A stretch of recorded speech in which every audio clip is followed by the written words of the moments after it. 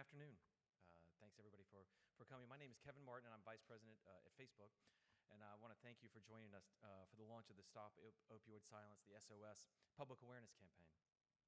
As you know all too well, the opioid crisis continues to scourge families and communities across the country.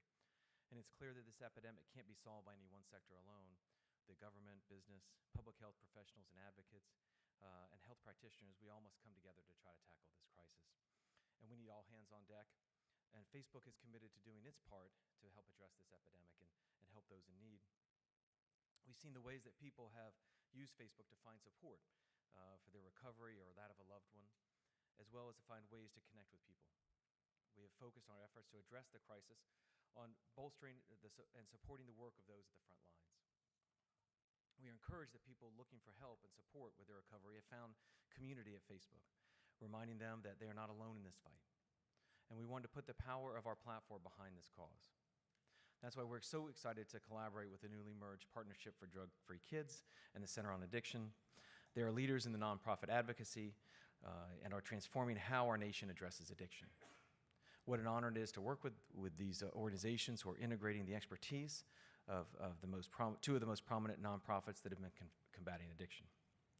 We've partnered with them to try and tackle one of the greatest challenges to overcoming the opioid epidemic, the stigma associated with the opioid addiction. Experts agree that this unwarranted shame too often forces people to remain silent rather than seek the help they need. According to the Kaiser Family Foundation, half of all Americans know someone affected by the opioid crisis.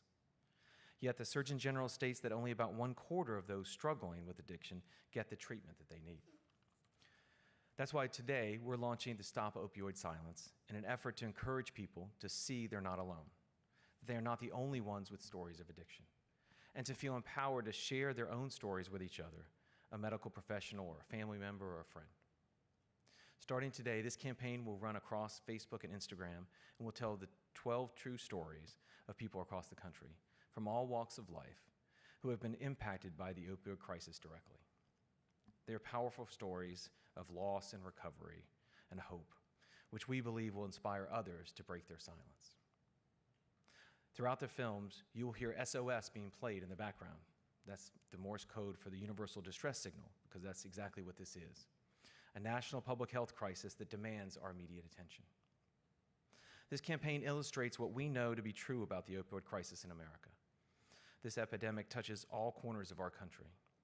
No matter who you are or where you're from, our families, neighbors, and friends are facing this struggle every day. We're honored to have many of the storytellers here with us today. And we are so grateful for their participation and courage to share their stories and to be with us and share their experiences in person and the film. What an honor it is to have been involved with them in this campaign, and you're going to learn more about their stories in just a few moments. We also want to make sure people can get the help that they need, and the campaign is going to point people to the Partnership for Drug-Free Kids, which will use an automated Facebook Messenger experience to help connect people with the additional educational information and about addiction and the resources in their local communities. We're also honored that 17 senators who have also demonstrated strong leadership in fighting the opioid epidemic have agreed to join us in delivering this important message. These senators are from 10 of the states that have been hit hardest by the opioid epidemic, and their messages of encouragement and support to break the silence will run on the platform across their states. 2 of those senators are with us today, or I should say will be with us in just a few minutes. And we're grateful for Senators Manchin and Capito's commitment to this cause. And in just a few minutes, you'll hear specifically their message to West Virginians and hear more from the senators themselves about this critical issue. Now, this campaign marks the next step in Facebook's mission to address the opioid crisis, and we hope you continue to work with all of you here today to break down the stigma associated with the opioid addiction. We hope you've had a chance to explore the gallery, which includes an SOS station for you to share your own message and a demonstration of the automated Facebook Messenger experience. If you haven't taken a look, I'd encourage you to do so after the program. And I'd now like to turn it over to Creighton, the CEO of the Center on Addiction, whose leadership and expertise have been really integral to this effort. Thank you.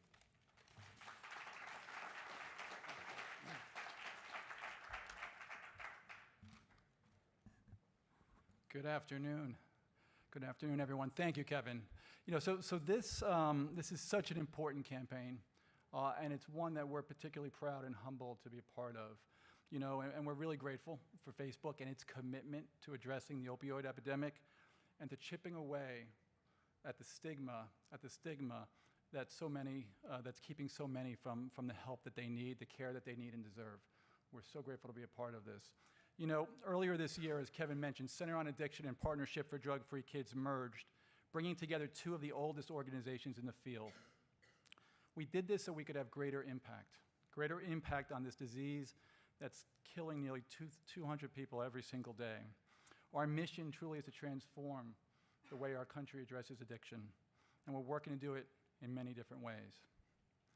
From my perspective, from our team's perspective, perhaps the most powerful thing we can do in this work is to make sure that we are doing all we can to ensure that where there's misunderstanding, we're bringing understanding to this issue. That where there's callousness or harshness or ignorance around the issue, that we're doing all we can to bring a compassion and a softness and a new perspective to this work. So important. And where there's hopelessness and helplessness, that we can do what we can to bring help and to bring hope to this issue. That's really what it's about. That's what this work is about. And it's rooted quite simply in love and in connection and in partnership. And that's why this campaign is so important and why we're so proud to be a part of it. You know, this campaign is going to help to change misperceptions about this disease and send out that SOS that's needed. A lifeline, a helpline, a love line, because that's what we need, and that's so important. And we're grateful, you know, to be a part of this. It's time to share our stories. It really is, and we're just honored to be here because we also honored to be here with Facebook. We know firsthand, the power and the difference that Facebook makes because we're seeing it here ourselves. You know, Facebook is helping us make a difference. Their ads promoting our helpline services connect people directly to our specialists via Facebook Messenger. And these ads are the #1 traffic driver to our helpline.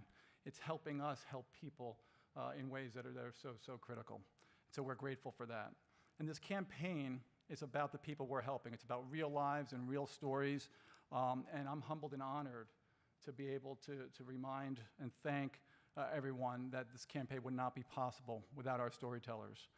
Those who are here today, many of whom you're going to hear from, and that you'll be seeing and hearing throughout this campaign. Their stories will encourage others to talk about their own personal journeys, to reach out for help, and to celebrate recovery.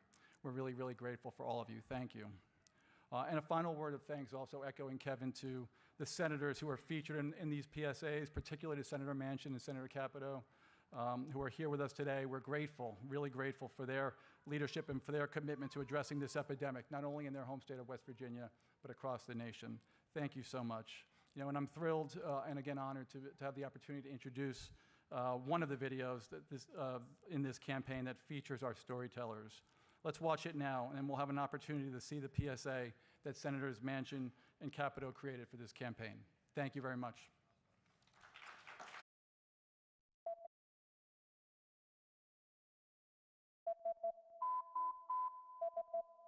Our home state of West Virginia has the highest rate of drug overdose deaths in the country, primarily due to opioids.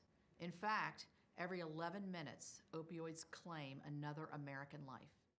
If you or someone you know is struggling, break the silence. Speak up. Ask for help. Together we can end the stigma of opiate addiction by sharing our stories.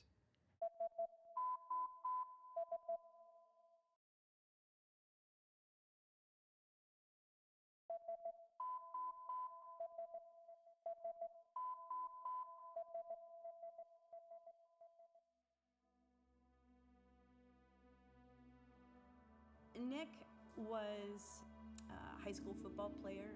He was the greatest son you could possibly invent.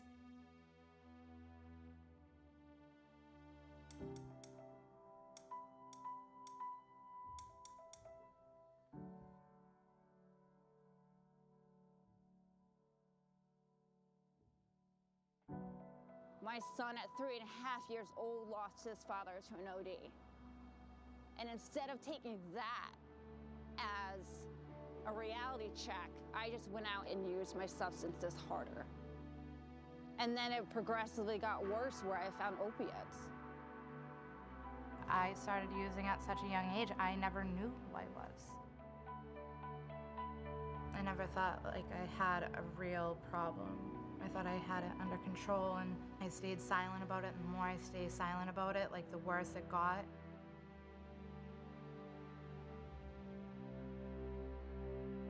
So I had caught my second felony case, and they rolled them all together, and the judge had in the courtroom ordered me to outpatient treatment, which to me was like kind of another get out of jail free card. I didn't want to go. I weaseled my way out of a couple of days, and I continued to use. I knew my son was using drugs of some kind. He was starting to physically show the signs of drug use. He was losing weight. He had dark circles under his eyes. But I still wasn't really understanding what was happening. My first heroin overdose, I was barely 18, and my heart stopped. And when it started again, I thought, well, this must be the afterlife. Before I could even pull the syringe out, I just went, oh, boom, and then that was it. When I realized that they were using opioid pills, I was embarrassed. I was terrified. I didn't want to even leave my house. I knew about opiates and opiate addiction and OxyContin and all that, but I didn't know that it was here.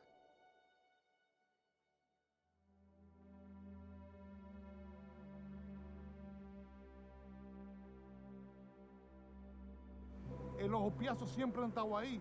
La heroína, la metadona, la pastilla, los fármacos, siempre eso estuvo ahí y afectó, tú sabes, afroamericano, latino. Es un concepto universal sobre adicción. I found myself shooting dope in a hallway, 6 months pregnant. One day I just looked at myself in the mirror and I realized my baby's gonna die if I don't get myself together. I realized I'm trans. This is gender dysphoria. My opioid use specifically felt like it was related to wanting to be a girl. You know, I would get high before I would go out. It was like dressing in drag. I would put on the heels and the stockings and the dress and do the hair and the makeup.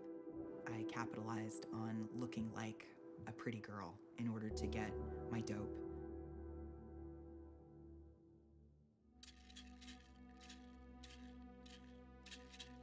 I could hear my dad's voice, "Don't do this." So instantly right there, I don't know what happened, but this power came over me where I was like, I can't do this, and I reached out for help, and I've been sober ever since then. Nick was the type of guy that everyone loved. And in the Marine Corps, he excelled very quickly. He suffered an injury.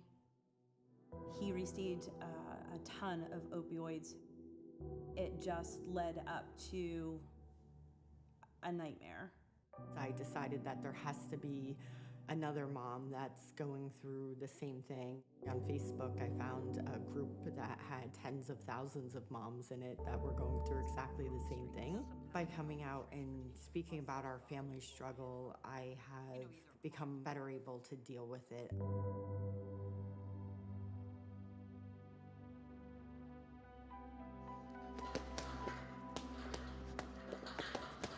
When I first got sober, it was 10 times more rewarding than any fight, any championship, or any victory I've had. My whole life I've been out of control.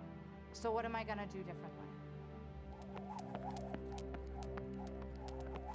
I sat around long enough listening to other people and watching other people get help where I finally raised my hand. It's kind of hard to believe that I used to live here. Like, I believe it, but it's been 8 years. I guess I just feel sad because I have a life that I don't really feel like I deserve. There's a lot of people on this street right now that are sick, they're suffering, they're struggling, they don't know the way out. I'm no different than anybody else. I'm so glad that I asked for help. Now, not only do I get to enjoy her every single day, but the rest of the world is going to get to enjoy her as well.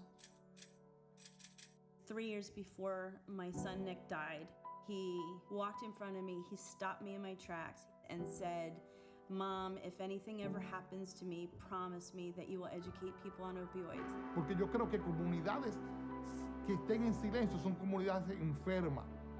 Rompiendo el silencio, el principio del cambio. Romper el silencio, tú sabes, el principio a la esperanza.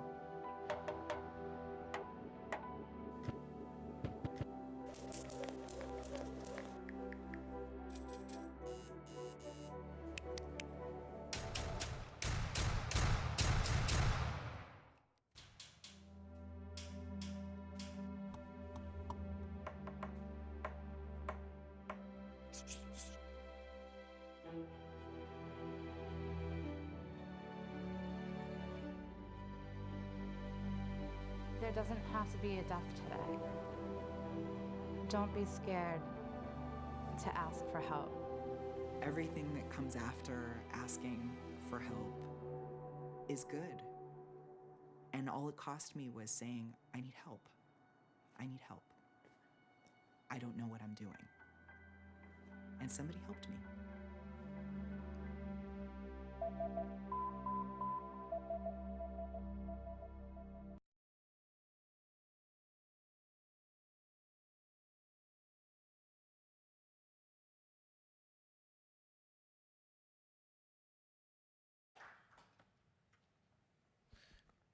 Such powerful stories. Please join me in actually thanking all of the participants in the video.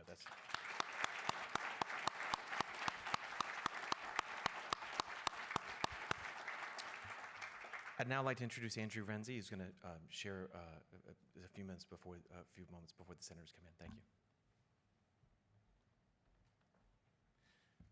you. Hi, everyone. I'm Andrew Renzi. I'm the director of the films in this campaign. As a filmmaker and especially as a documentarian, it's always a real challenge to find stories that mean something to you on a deeply personal level, and also ones that have the potential to cut through all the other noise that's out there. And I want to say my most heartfelt thank you to the Facebook team for giving me exactly that opportunity with this project, and especially for keeping it so tasteful every step of the way. We become too used to shock value and over-the-top portrayals of substance abuse. And I'm so grateful that you saw the value in focusing on the voices around this issue and putting the human stories up front. We can easily become desensitized to shock and to awe, but I don't think we're ever going to become desensitized to our humanity and our spirits. And so I want to thank you for that. And that brings me to the men and women who took part in this campaign. We're going to hear from a few of them later, but I want to say thank you to all of our participants for being so courageous and so open in doing this. The only way we can stop the silence and break down the stigma is through our voices and our empathy and our humility, and these men and women have given us that and so much more. So thank you so much. I won't take any more time. I know that there's other speakers coming up, so now I'd like to leave the stage and invite up our senators, I believe, so thank you.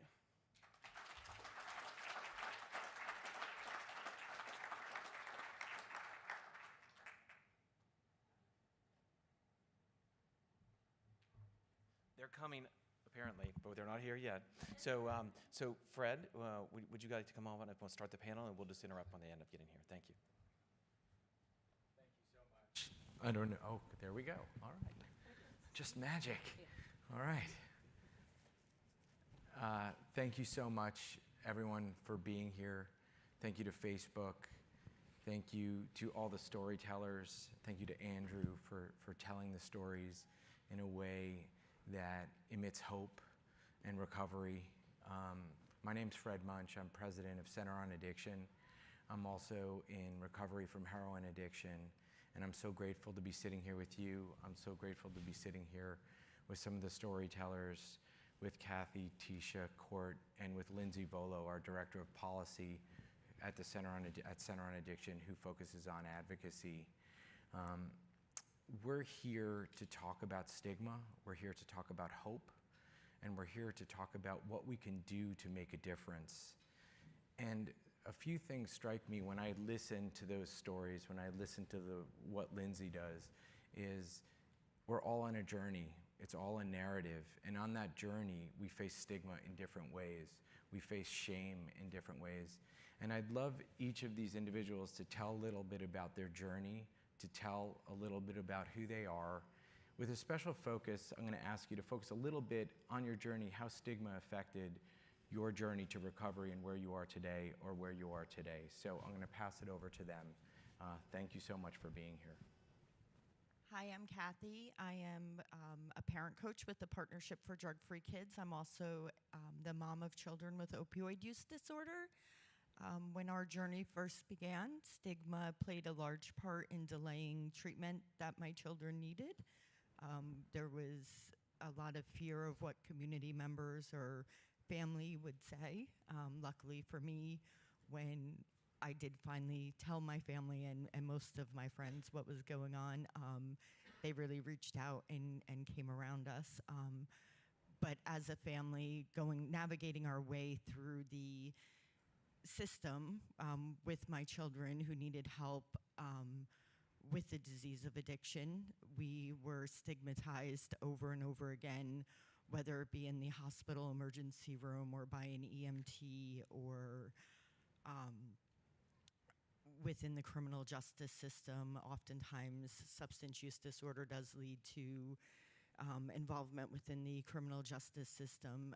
Help just wasn't available and easy to attain. So as a mom, watching my family go through this, I decided that I did not want to see another parent have to go through what we did, and have decided, as a family, we decided to try and make changes within that system. Thanks, Kathy. Tisha? Hi, I'm Tisha. I have been in recovery for about 3.5 years. I struggled with addiction since I was really, really young. And, you know, I struggled through my pregnancy with my daughter, who's 3. And for me, like, that's really where a lot of my shame and guilt, and I felt a lot of stigma, like Kathy said, like, especially in hospital settings. So, like, when I delivered my daughter, you know, I noticed little looks nurses would give me, and, you know, I noticed I was being talked about in the corner, and, you know, it really, I think, deterred me from, like, asking for help. I really felt like I was, like, the worst mother in the world, and, like, honestly, that's how a lot of people made me feel. And so today, I know different. Today, I know that, like, I'm a strong woman who, like, had to go through her own process in order to ask for help. And for me, when I got into recovery, I heard other women tell their stories, and I heard other women get up here and talk about how they struggled and they used while they were pregnant, and they lost their children due to addiction, and they got them back, and they were clean, and they were living this full and beautiful life with their children. And that gave me hope in those early days of recovery that, like, I could do it too. And so for me, like, that's really what led me to, like, ask for help, is, like, hearing other people say, like, me too. And so really that's, like, why I share my story, is I'm not afraid to tell my deep, dark secrets anymore, because they need to be told. Because if they don't get told, people stay in the dark, and they stay in that darkness where they could potentially die. And so, yeah, this campaign is super important to me. We need to stop being silent, and we need to speak up so that more people ask for help. Thank you. Thanks, Tisha. I'm Court McGee, and I'm a current UFC welterweight, and I'm the founder of the McGee Project. I'm married, I have 2 sons, been married for 10 years, but I lost absolutely everything at the age of 20. I overdosed and was pronounced clinically dead for some 8 minutes, and after I came out of the coma, I was introduced to a role model with a solution. He had 20 years of sobriety, and he knew where I had been, and he made a few suggestions after a couple of slips 6 years later, or 6 months later, I established sobriety, which was 4,784 days ago, so just over 13 years of sobriety. And everything of any value in my life has come from that day, which was possibly my worst day. And from that point on, 5 years after my overdose, I won season 11 of The Ultimate Fighter in a 6-figure contract. I reunited with my high school sweetheart, and I was asked by the law enforcement officer who was responsible for me being alive, had he had not found the syringe that I overdosed on, I wouldn't be here today. And I was asked to come speak at the Utah State Capitol building and share my story. And I went up there just to thank him, give him a hug. And I started speaking, and shortly after that engagement, they asked if I'd come share my story at a high school, being a UFC athlete and, you know, being able to attract some of the younger audience. So I decided to go share my story, and it was very powerful. And hundreds and hundreds and hundreds of engagements later, I just finished my last public high school of the year before leaving last week. And so I do that. I ran into so many roadblocks. I never thought I'd make it out through the criminal justice system, jobs, all this stuff, being a parent, all those things. But I made it through that because I didn't pick up, one day at a time. And I live an incredible life. I'm invited to things like this, which is incredible, and there isn't a better cause. When you're suffering in silence, there's no way out. There is no way out, and you don't think it's possible. Families don't think it's possible, but it is possible. If I'm here today, anybody can make it. If I can make it, anybody can make it. So I'm grateful to be a part of something like this, grateful for the opportunity to share my story, and nobody can stop me from sharing it. So Thank you, Court. So Senators Manchin and Capito are here, and we're going to invite Kevin up to speak, and we're going to come back and hear from Lindsay and the panelists again in one moment. But we're so grateful that you could be here. Thank you so much. So we'll be back up in a moment. Thank you, Kevin. Yeah. Oh, we're supposed to stay here. Okay. You guys can just Well, stay. okay, Just stay. there you go. No, just stay. As you know, as we heard and we at the beginning, West Virginia has been one of the hardest hit states, and it's been such an impact on the families and there that we're so fortunate that that the senators are here today, Senators Manchin and Senators Capito, to share. They shared on the video already and to share with us today. So we appreciate it so much. And Senator Manchin, if you can come on up and make a few remarks, we'd appreciate it. First of all, I want to thank Facebook and all of you for taking such a great interest, because it has ravished our state, and it has been totally devastating. And Shelley and I, this is not partisan politics. Addiction doesn't have a home. It'll come to anybody's home, Republican, Democrat, Independent, no party at all. And when you think about it, in America, every 11 minutes, somebody dies of addiction. Every 11 minutes. This would be a pandemic in any other country. Any other time, it would be a pandemic. And here we are still trying to face how we do it. I don't know. Someone said how to get started. I can't tell you how it got started. I can just tell you that when FDA approved pain was the fifth element of wellness, and decided we've got to treat pain, started with the military, VA committee, worked its way up. So you had the FDA signing off. Then you had DEA, supposed to be basically monitoring how much product's going into the market. When you have 9 million or 5 million pills in a town of Kermit, West Virginia, less than 400 people, something's wrong. DEA didn't do its job. Then you have our physicians. My brother's a doctor. I asked John, I said, hey, John, how much education did you have on dispensing? Out of about 6 years, medical school and internships, he said, oh, about 2 weeks. About 2 weeks. So basically, whatever the salesman comes in and says, this is a new product, you ought to try it, it'll be good. Come on, we'll take you to lunch. Come on, we'll have a nice golf outing. Let's go to this resort here. This is how this thing. So, and then you have the FDA signing off, DEA signing off, and you got a person next to your family, the most trusted person in your life, your doctor, saying it'll be good, it'll help you. And you want to know how we have a problem. That's it. So how do you reverse it? Well, first of all, doctors have to understand it should be a dispensing license. It should be basically continuing education for doctors. It should basically, FDA doesn't need to put a product out. So when President Trump came in, he was saying for every one new regulation, he wanted to take 2 regulations off. I says for every one new FDA request to put a new opiate on the market, at least take 1 off. Don't just keep adding to our misery. So some of this stuff just common sense. So next of all, how do we handle it? I just said this. The manufacturers who want to continue to produce this product, I do not see opiates as being a health a wellness issue. I seen it being basically a business issue. It was a business plan. Now, I know we have end of life, we have chronic illnesses, we have to be able to treat that pain, but most of that train's been treated under very strict regulations. Not what we're doing in the open marketplace today. So we're doing a labeling bill, and I think it's a bipartisan labeling bill that we want you to know this is not intended for prolonged use whatsoever. And basically, they should not be prescribing for longer than 3 days. And then if it's for end of life and chronic illnesses, cancer, this and that, that's a whole different prescription. So I said, well, fine. We have no treatment centers. Try to find less than 22% of the people that are addicted get treatment. Correct? Can find treatment. I got people when I was in our state and when I was governor of the state and Shelley and all of us, they beg us. They said, please arrest my child.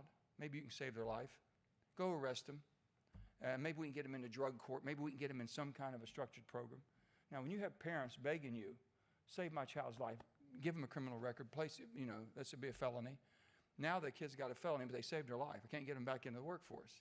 So anything I said, I introduced a few bills, quite a few.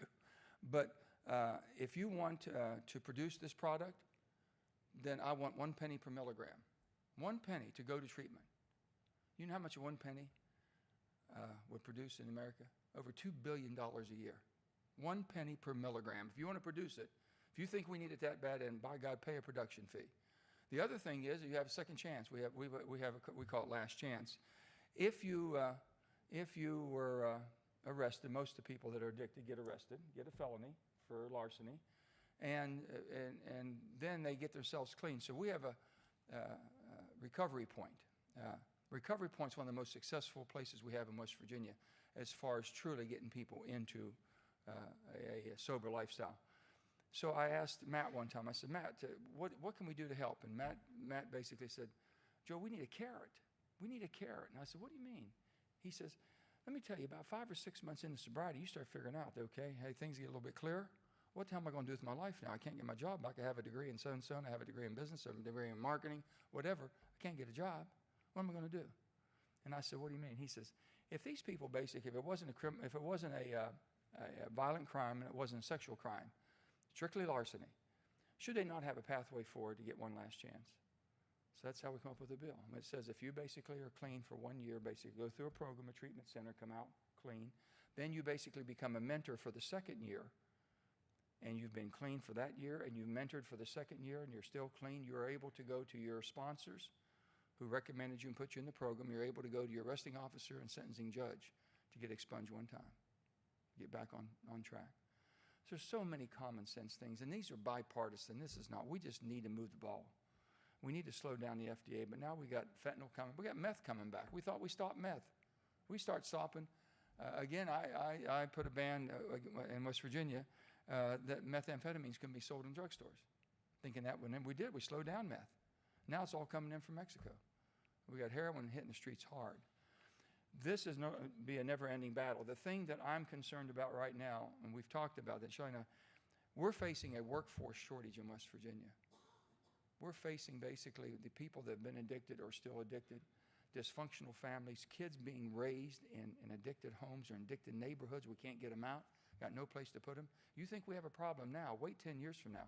Wait till this child grows up and becomes into adulthood looking for a job and a career and a direction. If we don't get involved, I mean all of us get involved with a vengeance right now. God help us all. I know I spoke too long. Let me just say, we're all passionate about that. If you live on the front lines like we live on, you see it. You see it, and I'll share one. We have a town called Oceana. It got nicknamed Oxyana. Do you remember that? Any of you all remember that? If you haven't, it's pathetic. Oceana was a beautiful little coal mining town way back when, and my roommate from college lived there, so I used to go, and I thought, what a great little, it had swimming pool, they had a little bit of everything, just a great town. I went back later as governor, and I was speaking, and this is right when we started recognizing we had a serious problem. And so they were all junior high, 6th and 7th grade. So this class, and after I got done speaking, and I gave them a raw pep talk, got to get out and do it. And they said, can we meet with you in a little round table? Had about 7 or 8, mostly girls, that were talking. They wanted to share their family problems, how their dad was a coal miner. He got hurt in the mines. He got addicted. The family fell apart. and now they got other people involved in the family. Boom, boom, boom. It was horrible, heart-wrenching. These kids have lost their life that they knew because of addiction.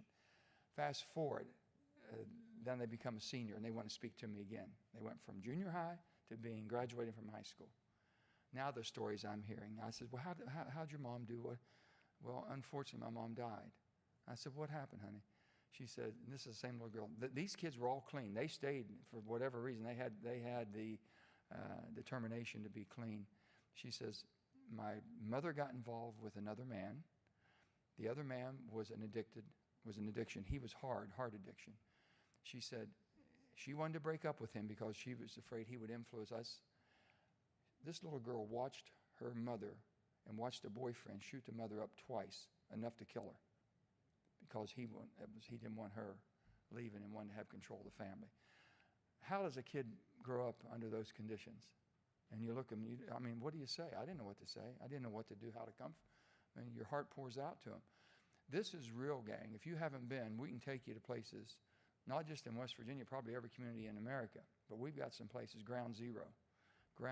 So I just want to thank you. I thank Facebook for what you all are doing completely, and continue to keep this in the limelight and in the eyes of America, because this is a battle we got to win. Okay? Thank you.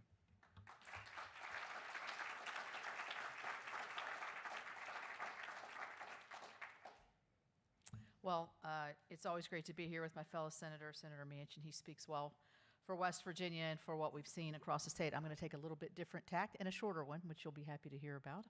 I want to thank Facebook, first of all, because your broad reach, the depth of which you can reach into many households all across this nation, really the globe, is amazing. And to use this as a tool to begin and to talk about stopping the opioid silence, I think, is just a really powerful statement. I want to thank the panel. I'm sorry I can't hear your stories, but I did hear the end of your story, Court, and you said you're going to keep telling your stories. And I think that's what it's really about today, is having the courage to step up and face in front of a large audience what's happened to you as a way to help others. Because I think some people think, oh, that's going to happen to somebody else. That's not going to be my neighborhood. That's not going to be my school. And if you look to the left and the right in this room, somebody's been affected that you know. I can speak from being from West Virginia. We have a lot of the statistics. We are ground zero. And so I thank you all for being willing to step up and tell your story, because you're going to make an impact, even if it's just one person. By stopping the silence, you're going to make that impact. And we have families in our state, I'll just mention two, the Brown family and the Grubb family, who each lost a son and a daughter. And they've made this their mission to keep talking about what happened, how many times they tried, how many times they found their child ODing in their bedroom, how many times they had to call the emergency squad. And then in the end, their son and their daughters lost their lives. So here, Joe talked a lot about some of the substantive and the legislative issues that we've been working on, and there are many. And we work very well together on this. And we've put a lot of money into it too, not on the research side, but treatment side and other law enforcement as well. But I think today is about having the courage to say it's okay to reach out, having the wherewithal to have somebody look at you and say, you can do this. How many times you've probably heard that in the course. Help is available. And to stop ostracizing those that are struggling with addiction. Try to understand it more, understand what is happening, understand how you can be helpful, and understanding that it's a disease, it's not a lifestyle choice for many people. And I'll tell a quick story of me going to the neonatal unit in Huntington, West Virginia, which has really struggled. If you saw the short film Heroin, that was set in Huntington, West Virginia, and I saw the babies who had drug exposure, and I said to the doctor, I said, I just don't understand how the mom can take drugs when she knows she's got another life. And the doctor's like, you're looking at this all the wrong way. That mother's not making that choice. She's addicted. She has an illness. She can't stop in some ways. So getting people into healthcare, you all are helping today. Very powerful message. Thank you, Facebook. Thanks for having us. Thank you, Kevin.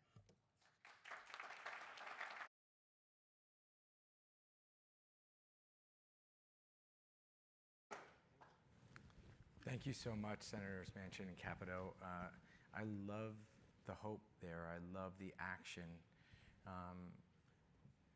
They are going into Congress. They are going and they're trying to make a change, whether it's on the prescription side, whether it's on the recovery side.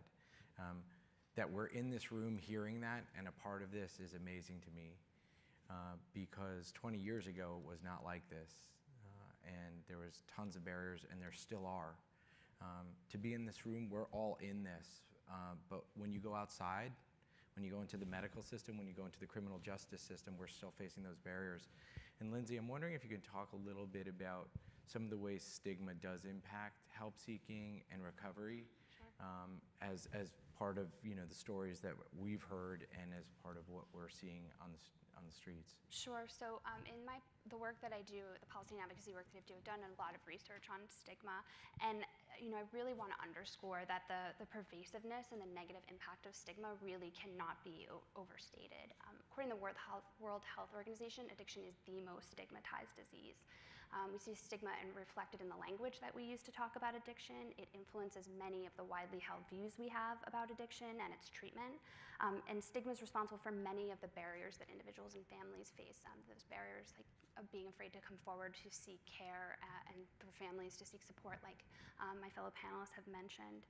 Stigma also permeates our institutions, and it's reflected in laws and policies. And I'm going to focus my work on the impact of stigma on policies, because stigma is the biggest barrier to adopting and investing in policies that address addiction as the disease it is.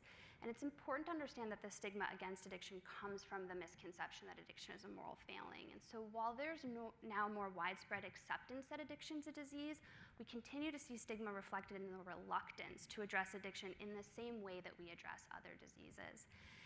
And it's really that stigma creates stereotypes about people with addiction, that they're dangerous, immoral, and that they're responsible for their addiction. And these stereotypes have really made us more accepting of measures that punish or hold people accountable instead of compassionate measures that prioritize prevention and treatment, the types of measures we commonly see for other diseases.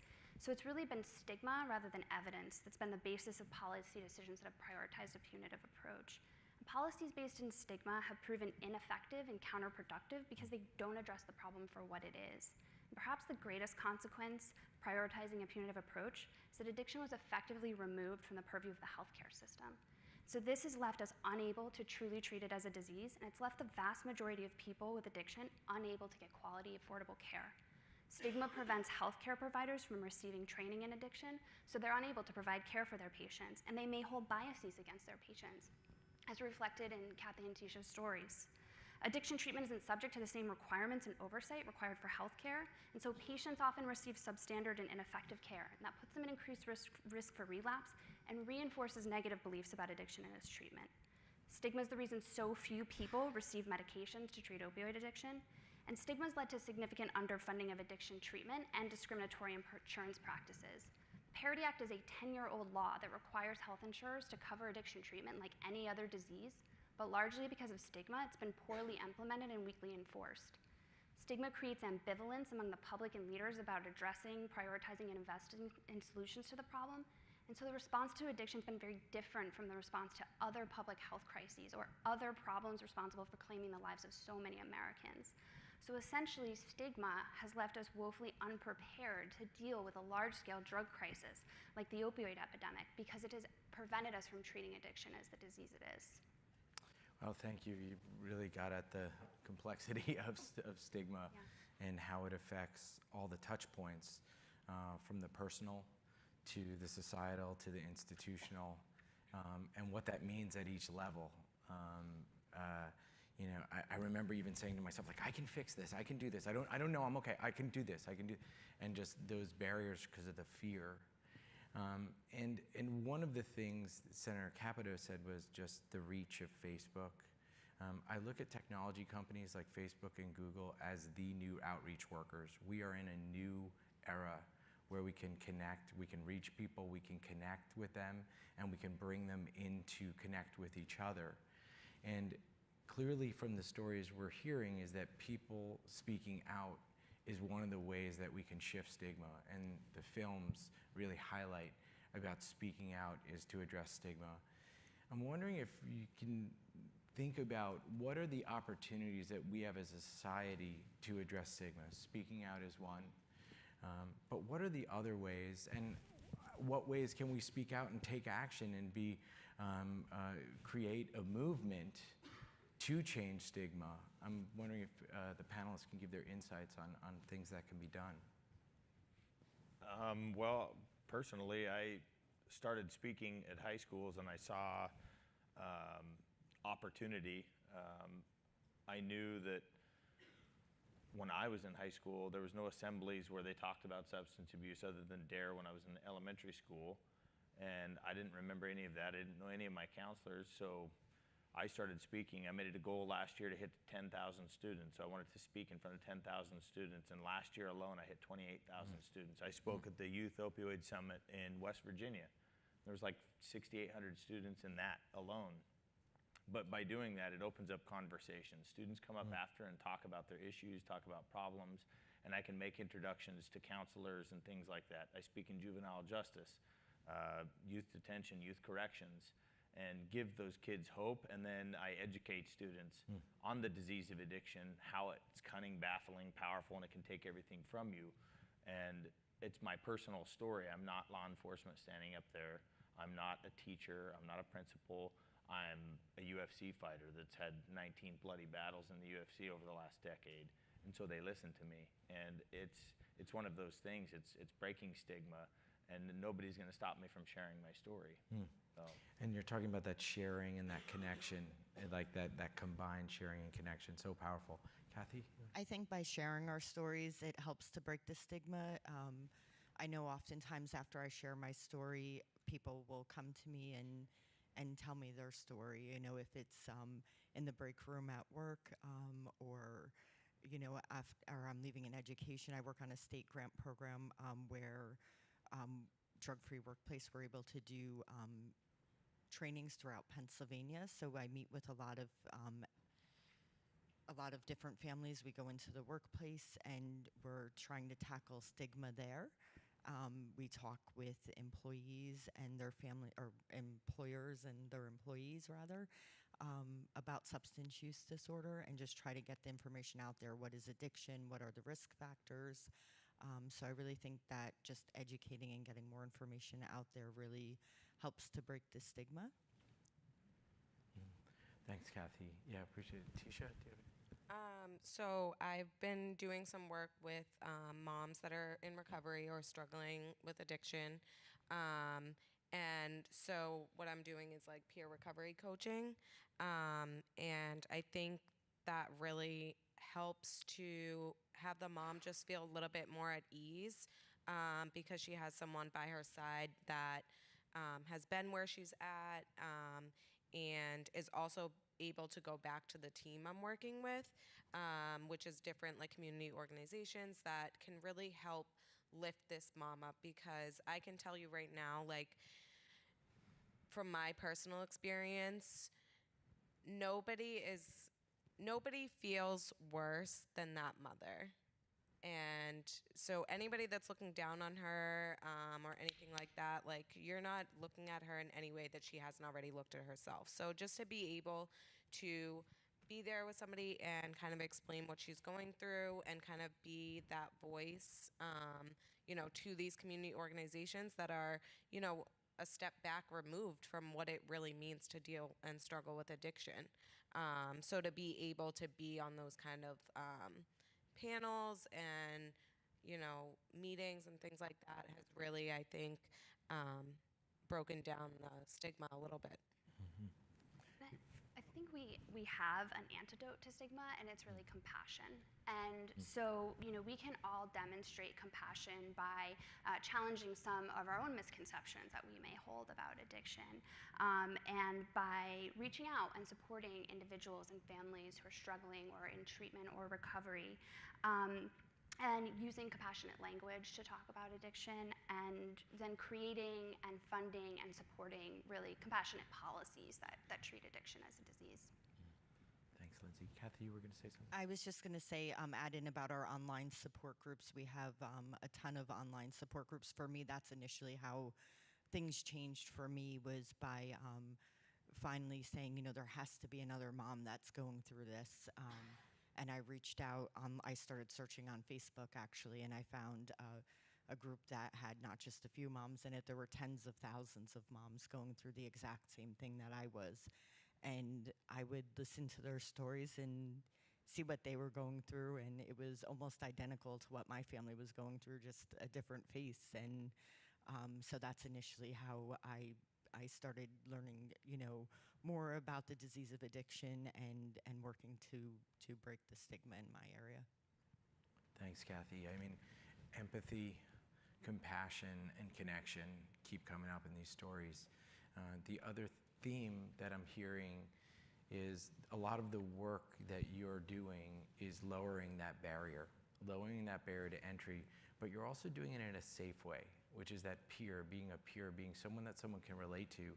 And again, seeing the opportunity for technology to use that reach to connect people in a very safe way. And so not only to share the story, but to bring people into the fold and to start the process of change where somebody is. You're meeting people where they are. You're holding out your hand. And that compassion as the antidote to stigma and the action. Because one of the things we know is that once someone's engaged, we have to hold their hand. And we have to work through the stigma of early recovery, of what it's like to feel less than when you're walking down the street and not know what to do. And to keep that compassion going, not only when someone's doing outreach, but day to day, 5, 10, 20 years into recovery, to start to think about how to interact with the world. So I'm extremely grateful for all of you being here to provide your insights and for everyone being here as well. And if you could, each of you could leave the audience here and on the Facebook live stream with 10 or so words of hope.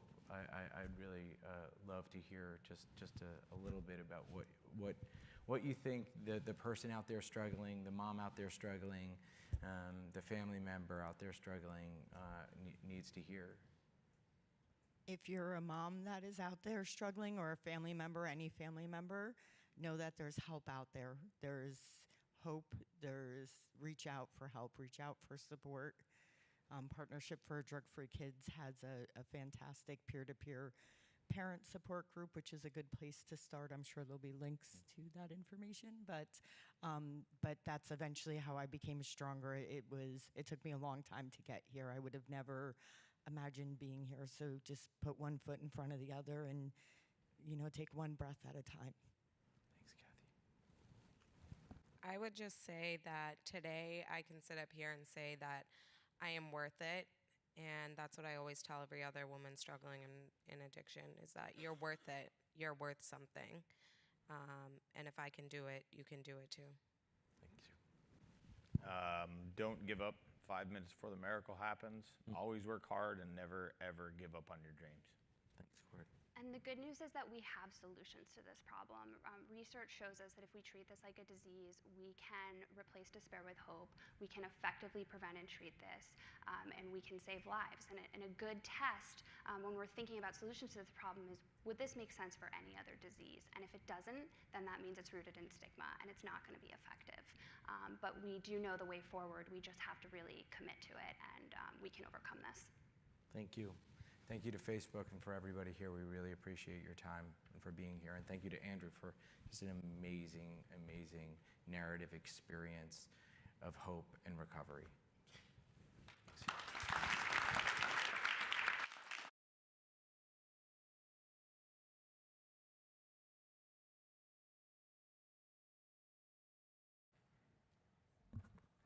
Thank you, Fred, and thank you to the panelists.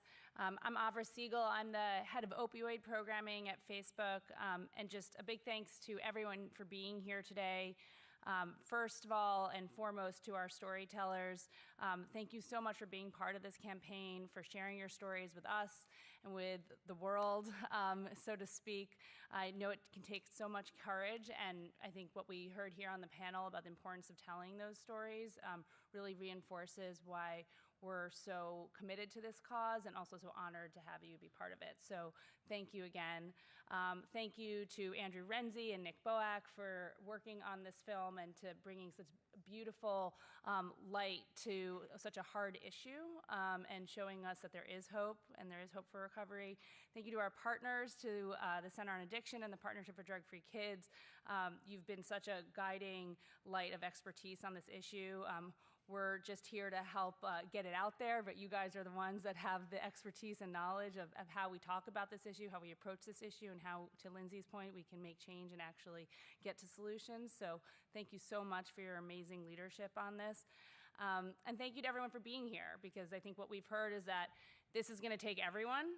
We all have a role to play. It's all hands on deck.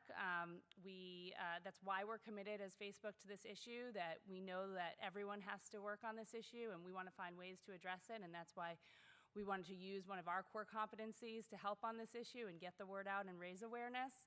So thank you for being here, and I hope you can find ways to engage in the campaign. There's a Share Your Story station in the back if you want to participate yourself, if you want to view some of the creative that you haven't had a chance to see. There's a gallery in the back, and if you want to see how the automated messenger experience works, you're able to connect with the Partnership for Drug-Free Kids' messenger in the back and also see a demo of how it works. So please, if you have a minute, stop by those stations. And we heard this a few times today, and it was something I was going to say, and like every time I hear it, it's just more and more true, which is if this campaign can help one person feel more hopeful, like truly without hyperbole, like it will be a success. So just feel really honored to be part of this, and thank you all for being here.